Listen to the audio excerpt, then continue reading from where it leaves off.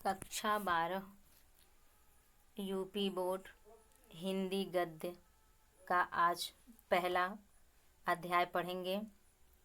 तो पहला अध्याय है आपका राष्ट्र का स्वरूप। किसके द्वारा रचित है? तो डॉक्टर वासुदेव शरण अग्रवाल जी द्वारा रचित है। और यह एक निबंध है जो पृथ्वी पुत्र नामक ग्रंथ से लिया गया था, संग्रह से लिया गया था।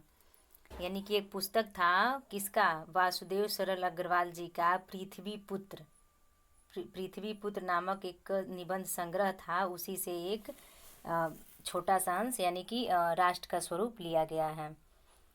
तो चलिए देखते हैं। इसके संदर्भ में ज़्यादा कुछ चेंजिंग नहीं करना है। जैसे आप पद्य का लिखे हैं सेम वैसे ये भी रहेगा। बस आपको लेसन का नाम चेंज करना होगा, लेखक का नाम चेंज करना होगा और ये क्या कहते हैं, पद्य की जगह पर गद्य लिखना होगा और कुछ इसमें चेंजिंग नहीं करना होगा। जैसे आप लिख सकते हैं ऐसे कि प्रस्तुत गद्यावतरण या प्रस्तुत गद्यांश हमारी पाठ्य पुस्तक हिंदी गद्य गरिमा से संकलित, ऐसे भी लिख सकते हैं। देखिए, यदि देखा जाए तो तीन ही चीज़ इसमें मेन होता है। एक, कवि का नाम सही, लेखक का नाम सही होना चाहिए और शीर्षक का नाम सही होना चाहिए और गद्य और पद्य, गद्य है कि पद्य है, ये तीनों आपका सही होना चाहिए। उसके बाद तो थोड़ा बहुत परिवर्तन तो हो ही जाता है सबके संदर्भ में। तो आप ऐसे लिख सकते हैं, प्रस्तुत गद्यावतरण डॉक्टर वासुदेव शरण अग्रवाल द्वारा रचित राष्ट्र का स्वरूप नामक निबंध से उद्धृत है। ठीक है, तो इसका प्रसंग भी देख लीजिए। इसमें यही बताया गया है कि राष्ट्र का स्वरूप, पहले आप इसका मतलब समझिए। राष्ट्र माने देश, स्वरूप स्व माने अपना, रूप यानी अपने रूप के बारे में, यानी कि देश का स्वरूप कैसा है, कैसा होना चाहिए, यहाँ पर उसी की बात की गई है कि राष्ट्र का जो स्वरूप है किन तत्वों से मिलकर बना है। तो तीन तत्वों से मिलकर के बना है। सबसे पहले तो आपका भूमि है, दूसरा आपका जन है यानी लोग, और तीसरा संस्कृति। संस्कृति का तात्पर्य तो आप जानते ही होंगे, परंपरा, रहन सहन, वेशभूषा, खान पान, कल्चर इंग्लिश में कहते हैं। तो इन तीन तत्वों से मिलकर क्या बना है? हमारा देश बना है। भूमि को माता और स्वयं को उसका पुत्र मानना राष्ट्रीयता की भावना के उदय के लिए आवश्यक है।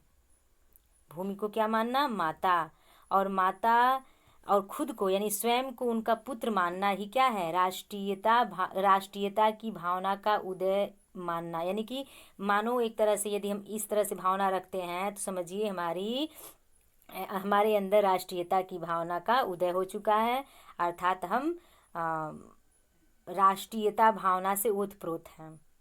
राष्ट्र के समग्र रूप में विकसित के लिए भूमि और जन का संबंध दृढ़ होना चाहिए।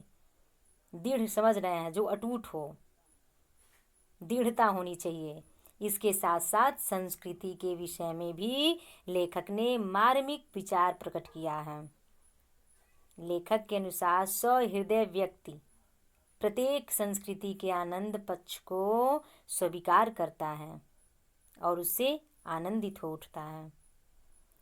पूरे इस लेसन में क्या कहा गया है वो आपको हम बता दिए। पूरा निचोड़ जो निष्कर्ष कहा जाता है, इसमें यही बताया गया है कि सबसे पहले कि राष्ट्र का निर्माण कैसे हुआ। तो तीन तत्व से मिलकर बना। किससे किससे? पृथ्वी और मनुष्य यानी कि लोगों से और संस्कृति से, तीनों को मिलाया गया तो राष्ट्र का निर्माण हुआ। फिर बताया गया है कि राष्ट्रीयता भावना का उदय कैसे होगा? जब हम खुद को पृथ्वी का पुत्र यानी कि धरती माता का पुत्र मानेंगे और पृथ्वी को अपनी माता मानेंगे, तभी हमारे अंदर राष्ट्रीयता की भावना का उदय होगा। और फिर आगे बताया गया है कि राष्ट्र के समग्र रूप के विकास के लिए हमें क्या होना चाहिए, यानी धरती और लोगों का, दोनों का संबंध दृढ़ होना चाहिए, अटूट होना चाहिए। तभी हम राष्ट्र का विकास कर सकते हैं। और इसके साथ साथ संस्कृति के विषय में भी हमें भावना रखनी चाहिए, अर्थात हमारे अंदर वो विचारधाराएं होनी चाहिए कि हमारा संस्कार क्या है, हमारा मर्यादा क्या है, हमारी संस्कृति क्या है। संस्कृति के अंतर्गत ही हमें हर एक काम करना चाहिए। यही सब बातें से बताएं। बहुत ही महत्वपूर्ण लेसन है, पहला लेसन महत्वपूर्ण होता ही है। तो निश्चित रूप से इसमें से तो लगभग एक प्रश्न तो कर ही देगा, लगभग 4-5 लाइन का आपका दे देगा और उसी से रिलेटेड लगभग 4-5 प्रश्न पूछेगा, गद्यांश दे देगा और उसी में आपका प्रश्न बना करके पहला प्रश्न कर देगा कि लेखक और शीर्षक का नाम बताइए, और फिर उसी के अंतर्गत 7-8 प्रश्न उसमें बना देगा। 7-8 प्रश्न नहीं, 3-4 प्रश्न, यानी कुल मिलाकर 5-6 होता है इसमें प्रश्न। तो चलिए देखते हैं। भूमि, भूमि पर बसने वाले जन यानी लोग, और जन की संस्कृति यानी लोगों की संस्कृति, इन तीनों को मिलाकर के हमारा राष्ट्र का स्वरूप बनता है, यानी कि राष्ट्र का, देश का रूप बनता है। भूमि का निर्माण देवताओं ने किया। किसने किया? देवताओं के द्वारा हुआ है। और वो कितने दिनों से, यानी कि अनंत काल से, जिसका कोई अंत ही नहीं है, इतने समय से, युगों युगों से, न जाने कितने सदियों से, वर्षों से यह चलता चला आ रहा है। उसके भौतिक रूप यानी कि जो प्रेजेंट टाइम में, वर्तमान समय में उसका जो रूप है, सौंदर्य है यानी सुंदरता है, और उसकी समृद्धि, समृद्धि का अर्थ होता है फैलाव, उसके प्रति सचेत होना ही हमारा क्या है? परम आवश्यक कर्तव्य है। भूमि के पार्थिव स्वरूप, पार्थिव का अर्थ होता है कि जो पृथ्वी से जुड़ा हो, अर्थात शरीर कह सकते हैं, काया कह सकते हैं, दोनों अर्थ होता है। तो बताया गया है कि उसके प्रति यानी पार्थिव शरीर स्वरूप के प्रति हम जितना अधिक जागृत होंगे, जागृत का अर्थ क्या होता है? जागरण यानी कि जागरूक होना, उतनी ही हमारी राष्ट्रीयता बलवती हो सकेगी। बलवती होने का मतलब आगे बढ़ सकेगी, विकसित हो सकेगी। यह पृथ्वी सच्चे अर्थों में समस्त राष्ट्रीय विचारधाराओं की जननी है। जननी माने माता। यदि देखा जाए तो सच्चे अर्थों में पृथ्वी क्या है? समस्त राष्ट्रीय क्या है? राष्ट्रीय विचारधाराओं की जननी है। जो राष्ट्रीयता पृथ्वी के पास नहीं जुड़ी है वह निर्मूल है। निर्मूल का अर्थ जड़हीन, बिना जड़ का, बिना अस्तित्व का। जिसके अंदर राष्ट्रीयता की भावना ही नहीं है, यानी कि जो राष्ट्रीयता पृथ्वी के साथ नहीं जुड़ी है, धरती के साथ नहीं जुड़ी है, वह निर्मूल है। राष्ट्रीयता की जड़ें पृथ्वी से जितनी गहरी होंगी उतनी ही राष्ट्रीयता भावों का अंकुर पल्लवित होगा। पल्लवित का अर्थ होता है विकसित होना, यानी कि भावना रूपी जो अंकुर है वो विकसित होगा। इसलिए पृथ्वी के प्रति स्वरूप की आद्योपांत, आद्योपांत का अर्थ होता है आदि से अंत तक जानकारी प्राप्त करना, उसकी सुंदरता, उपयोगिता और महिमा को पहचानना आवश्यक धर्म है। कुल मिलाकर के कहा गया, इसमें कह रहे हैं कवि कौन? अग्रवाल जी कह रहे हैं कि भूमि का निर्माण देवताओं के द्वारा किया गया है और इसका अस्तित्व अनंत काल से है।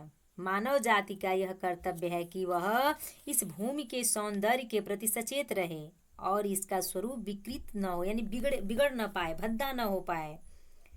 साथ ही प्रत्येक मनुष्य का यह भी कर्तव्य है कि वह भूमि को विभिन्न प्रकार से समृद्ध बनाए, यानी समृद्ध बनाने की दिशा में जागरूक रहे। ऐसा करना इसलिए आवश्यक है क्योंकि पृथ्वी ही समस्त राष्ट्रीय विचारधाराओं की जननी है। जो राष्ट्रीय विचारधारा पृथ्वी से संबंध नहीं होती, यानी संबंधित नहीं होती, वह आधार विहीन होती है और उसका अस्तित्व कम समय में ही समाप्त हो जाता है।